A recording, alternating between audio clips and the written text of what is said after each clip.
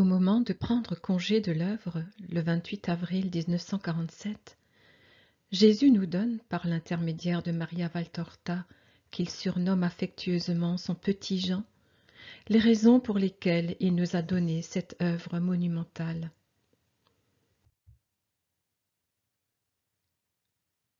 Il dit: les raisons qui m'ont poussé à éclairer et à dicter les épisodes et les paroles que j'ai adressées au petit Jean sont multiples, en plus de la joie de communiquer une exacte connaissance de moi à cette âme victime et aimante.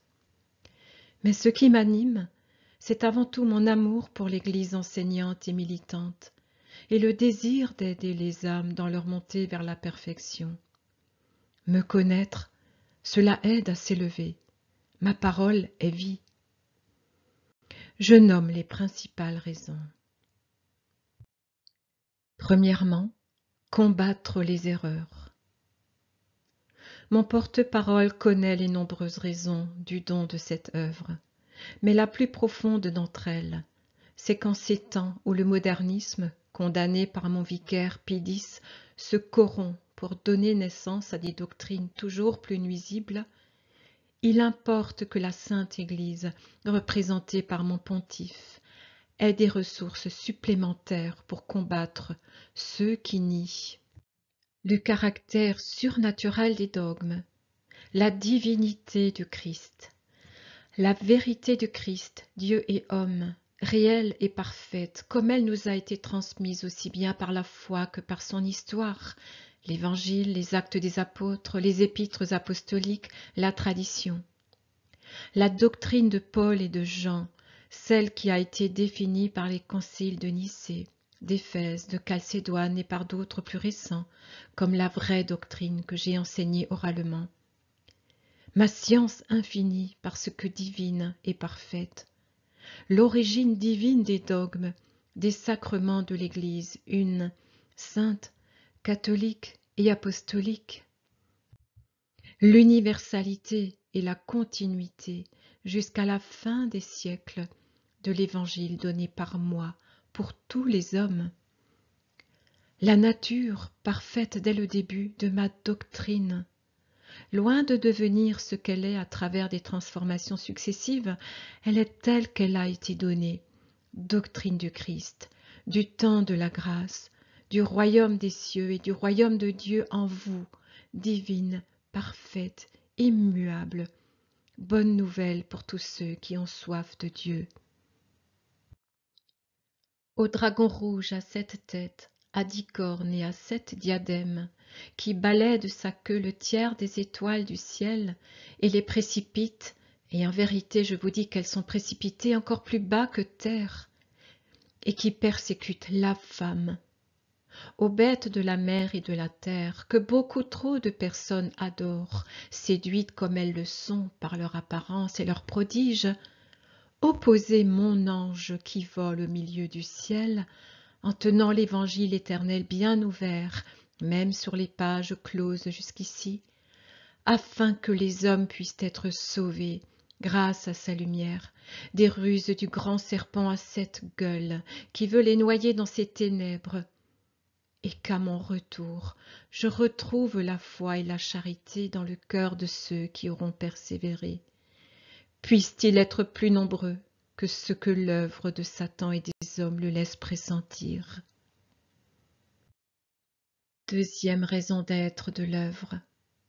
Réveiller chez les prêtres et chez les laïcs un vif amour pour l'Évangile et pour ceux qui se rapportent au Christ, ainsi qu'un amour renouvelé pour ma mère, car c'est dans ses prières que réside le secret du salut du monde. C'est elle, ma mère, qui vainc le dragon maudit.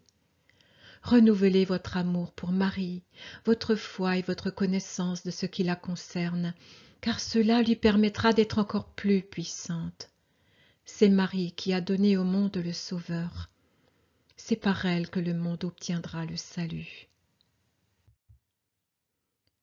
Troisième raison d'être de l'œuvre, donner aux maîtres spirituels et aux directeurs d'âme une aide pour leur ministère, en étudiant le monde des esprits différents qui se sont agités autour de moi et des diverses manières dont je me suis servi pour les sauver. Ce serait en effet une sottise de vouloir employer une méthode unique pour toutes les âmes.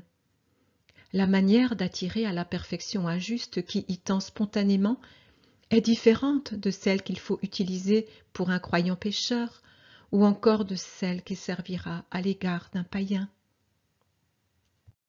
Même parmi vous, ces païens sont nombreux, et si vous arrivez à qualifier ainsi, comme le fait votre maître, les pauvres êtres qui ont substitué au vrai Dieu l'idole de la puissance et de la force, de l'or, de la débauche ou de l'orgueil de leur savoir, et différente est la méthode à employer pour sauver les prosélytes modernes, c'est-à-dire ceux qui ont accepté l'idée chrétienne, mais non l'appartenance à la cité chrétienne, en faisant partie des églises séparées.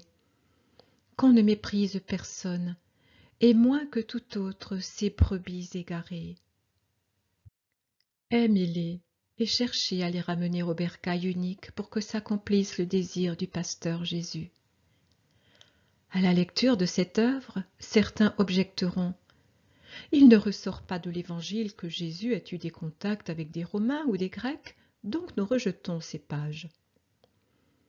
Que de choses ne ressortent pas de l'Évangile, ou transparaissent à peine derrière d'épais rideaux de silence que les évangélistes ont laissé tomber à cause de leur indestructible mentalité de juifs à propos d'épisodes qu'ils n'approuvaient pas. Croyez-vous connaître tout ce que j'ai fait? En vérité, je vous dis que même après avoir lu et accepté cette illustration de ma vie publique, vous ne connaissez pas tout de moi. J'aurais fait mourir mon petit Jean d'épuisement si je lui avais demandé d'être le chroniqueur de toutes les journées de mon ministère et de toutes les actions accomplies en chacune de ces journées, si je lui avais fait connaître tout pour qu'il vous transmette tout. Jean a écrit: il y a encore beaucoup d'autres choses que Jésus a faites, et s'il fallait écrire chacune d'elles, je pense que le monde entier ne suffirait pas pour contenir les livres que l'on écrirait. À part l'hyperbole, en vérité je vous dis que si on avait dû relater toutes mes actions particulières, toutes mes instructions personnelles, mes pénitences et mes prières pour sauver une âme, il aurait fallu les salles de l'une de vos bibliothèques et une des plus grandes pour contenir les livres qui parlent de moi. J'ajoute qu'il serait préférable pour vous de mettre au feu tant de sciences inutiles, poussiéreuses et malsaines, pour faire place à mes livres, au lieu de connaître si peu de choses de moi et d'adorer à ce point ces imprimés presque toujours souillés d'impureté et d'hérésie. Quatrième raison d'être de l'œuvre: rétablir la vérité sur les figures du Fils de l'homme et de Marie, vrai fils d'Adam pour ce qui est de la chair et du sang, mais d'un Adam innocent. Les enfants de l'homme devaient être comme nous, si les premiers parents n'avaient pas avili leur parfaite humanité, le mot homme étant pris dans le sens de créature dans laquelle se trouve une double nature, la nature spirituelle, à l'image et à la ressemblance de Dieu, et la nature matérielle. Vous savez ce qu'ils ont fait. Ils avaient des sens parfaits, c'est-à-dire soumis à la raison, malgré leur grande finesse. J'inclus les sens moraux au sens corporel. Marie a fait preuve d'un amour complet et donc parfait, à la fois pour son époux, à qui elle était attachée, non par la sensualité, mais seulement par un amour spirituel, et pour son Fils bien-aimé, aimé avec toute la perfection d'une femme parfaite pour l'enfant qui est né d'elle. Ève aurait dû aimer à la manière de Marie, non pas parce que son enfant provenait d'une jouissance charnelle, mais parce qu'il était le Fils du Créateur, l'accomplissement de l'obéissance à son commandement de multiplier l'espèce humaine. et aimer avec toute l'ardeur d'une parfaite croyante qui sait que son enfant est le Fils de Dieu, non pas en figure, mais réellement. Certains trouvent trop affectueux l'amour de Marie pour Jésus. Je leur dis de se souvenir de qui était Marie, la femme sans péché et donc sans impureté dans son amour envers Dieu, envers ses parents, envers son époux, envers son fils, envers le prochain. Il leur faut prendre en considération que ma mère voyait en moi bien davantage que le fruit de son sein. Ils doivent enfin tenir compte de la nationalité de Marie, race hébraïque, race orientale, étant très éloignée des temps actuels. Ces éléments expliquent certaines amplifications verbales de l'amour qui pour vous peuvent paraître exagérées. Le style oriental et hébraïque est fleuri, pompeux, même dans le langage ordinaire. Tous les écrits de ce temps et de cette race en sont une preuve, et le passage des siècles n'a pas beaucoup changé le style de l'Orient. Prétendriez-vous, 20 siècles plus tard, quand la perversité de la vie a tué tant d'amour, que vous devez trouver en ces pages une Marie de Nazareth qui ressemble à la femme indifférente et superficielle de votre temps? Marie est ce qu'elle est, et on ne change pas la douce, pure, affectueuse fille d'Israël, épouse de Dieu, mère virginale de Dieu, en une femme excessivement exaltée ou une femme glacialement égoïste de votre siècle. À ceux qui jugent trop affectueux l'amour de Jésus pour Marie, je dis de considérer quand Jésus était Dieu, et que Dieu un et trine trouvait son réconfort à aimer Marie, celle qui le repayait de la douleur de toute l'espèce humaine, le moyen pour que Dieu puisse revenir se glorifier de sa création et donner des habitants à ses cieux. Et qu'ils considèrent enfin que tout amour devient coupable uniquement quand il enfreint l'ordre, c'est-à-dire quand il va contre la volonté de Dieu et le devoir qu'il faut accomplir. Réfléchissez, l'amour de Marie a-t-il fait cela? Mon amour a-t-il fait cela? M'a-t-elle retenu, par un amour égoïste, d'accomplir toute la volonté de Dieu? Est-ce qu'un amour désordonné pour ma mère m'a poussé à abandonner ma mission? Non. L'un et l'autre amour n'ont eu qu'un seul désir, que la volonté de Dieu s'accomplisse pour le salut du monde. Et ma mère a fait tous les adieux à son fils, et le fils a fait tous les adieux à sa mère, en livrant son fils à la croix de l'enseignement public et à la croix du calvaire, en livrant sa mère à la solitude et au déchirement pour qu'elle soit corédemptrice, sans tenir compte de notre humanité déchirée et de notre cœur brisé par la douleur. Cela est-il de la faiblesse, du sentimentalisme? C'est l'amour parfait, ô homme qui ne savait pas aimer et qui ne comprenait plus l'amour et ses voies.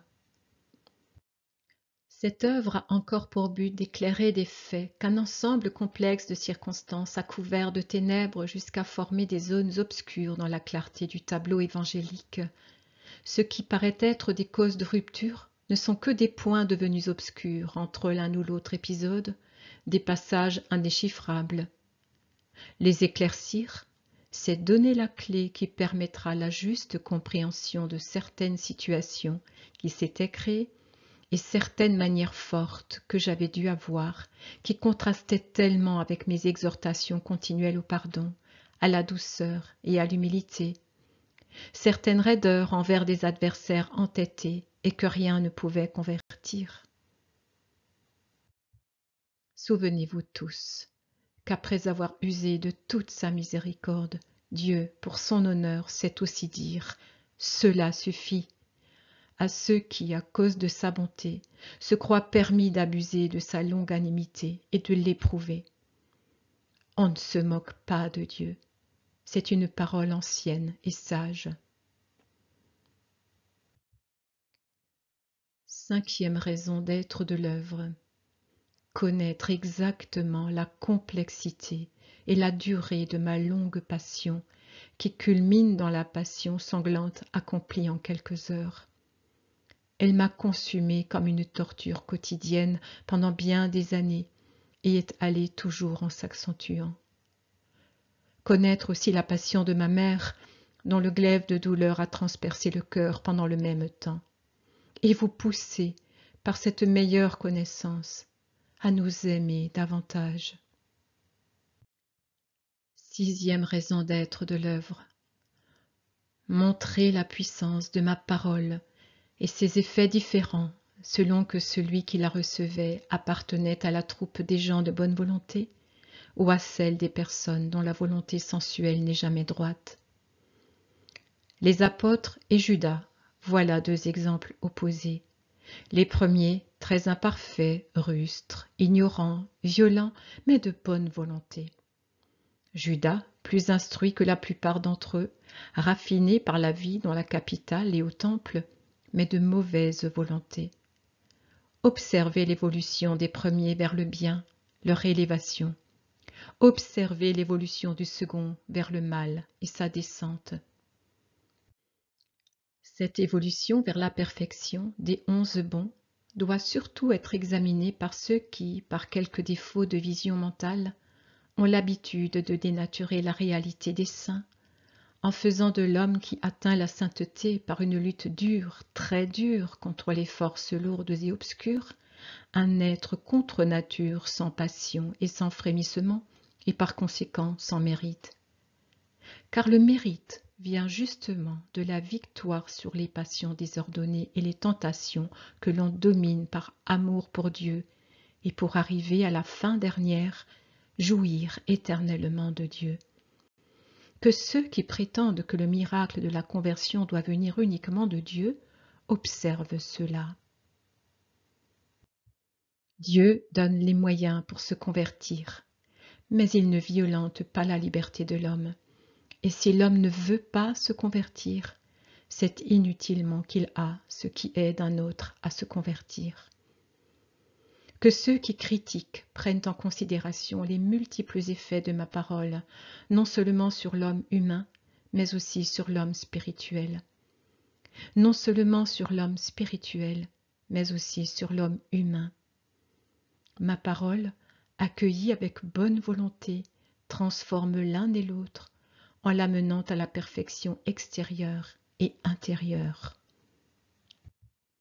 Les apôtres, à cause de leur ignorance et de mon humilité, traitaient le Fils de l'homme avec une familiarité excessive. J'étais un bon maître parmi eux, rien de plus, un maître humble et patient avec lequel il était permis de prendre des libertés excessives. Mais pour eux, ce n'était pas manque de respect, mais une ignorance excusable. Ces apôtres bagarreurs entre eux, égoïstes, jaloux dans leur amour et de mon amour, impatients avec le peuple, un peu orgueilleux d'être les apôtres, désireux de l'extraordinaire qui les indique à la foule comme doués d'un pouvoir stupéfiant, se transforment lentement, mais continuellement en hommes nouveaux, en dominant au début leur passion pour m'imiter et me faire plaisir, puis, lorsqu'ils connurent mieux ma véritable identité, en changeant leur manière et leur amour jusqu'à me voir, m'aimer et me traiter en Seigneur divin. À la fin de ma vie sur la terre, sont-ils encore les compagnons superficiels et joyeux des premiers temps? Sont-ils, surtout depuis la résurrection, les amis qui traitent le Fils de l'homme en ami? Non. Ils sont les ministres du roi d'abord. Ils sont les prêtres de Dieu ensuite. Tous différents, complètement transformés. Qu'ils considèrent cela, ceux qui trouveront forte et jugeront contre nature la nature des apôtres telle qu'elle était décrite. Je n'étais pas un docteur difficile, ni un roi orgueilleux. Je n'étais pas un maître qui juge indigne de lui les autres hommes. J'ai su compatir. J'ai voulu former en prenant des matières grossières, remplir de perfection toute espèce de vase vide, prouver que Dieu peut tout, et d'une pierre tirer un fils d'Abraham, un fils de Dieu, et d'un rien un maître, pour confondre les maîtres orgueilleux de leur propre science, qui bien souvent a perdu le parfum de la mienne. Enfin, septième raison d'être de l'œuvre, vous faire connaître le mystère de Judas, ce mystère qu'est la chute d'un esprit que Dieu avait comblé de bienfaits extraordinaires, un mystère qui, en vérité, se réitère trop souvent et qui blesse le cœur de votre Jésus. Vous faire connaître comment on chute, en passant de l'état des serviteurs et d'enfants de Dieu à celui de démons et de déicides qui tuent Dieu en eux en tuant la grâce. Mon but est de vous empêcher de mettre le pied sur des sentiers d'où l'on tombe dans l'abîme et de vous enseigner la façon de vous y prendre pour essayer de retenir les agneaux imprudents qui se dirigent vers le gouffre. Appliquez votre intelligence à étudier la figure horrible et cependant banale de Judas, complexe où s'agitent comme des serpents tous les vices capitaux que vous trouvez et que vous avez à combattre chez telle ou telle personne. C'est la leçon que vous devez particulièrement retenir, car ce sera celle qui vous sera la plus utile dans votre ministère de maître spirituel et de directeur d'âme. Combien, dans tout état de la vie, imite Judas en se livrant à Satan et trouve la mort éternelle. Jésus conclut. Et je vous dis encore, prenez cette œuvre et ne la scellez pas, mais lisez-la et faites-la lire, car le temps est proche et que le saint se sanctifie encore. Que la grâce de votre Seigneur Jésus-Christ soit avec tous ceux qui reconnaissent dans ce livre un moyen de s'approcher de moi et demandent que cela se fasse pour les défendre avec le cri de l'amour. Viens, Seigneur Jésus.